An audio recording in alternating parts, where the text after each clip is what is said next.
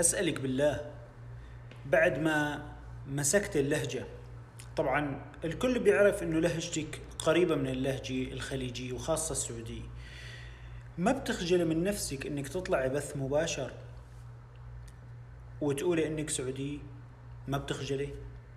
أسألك بالله، ما عندك ذرة افتخار بجنسيتك أمام الناس؟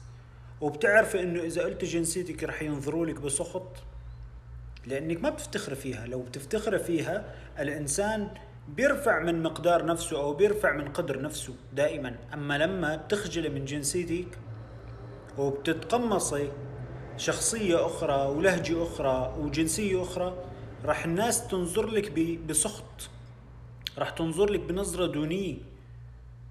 يعني مثل التسميات اللي عم يطلقوها عليكم. ليش؟ لان انتم جبتوا هاي التسميات لكم.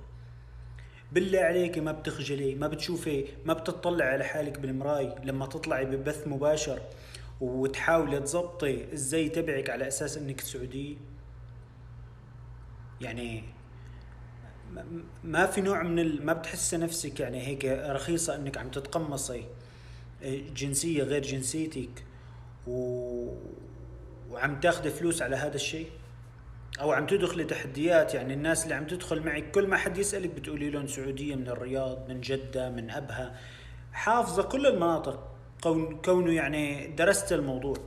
ما بتخجلي؟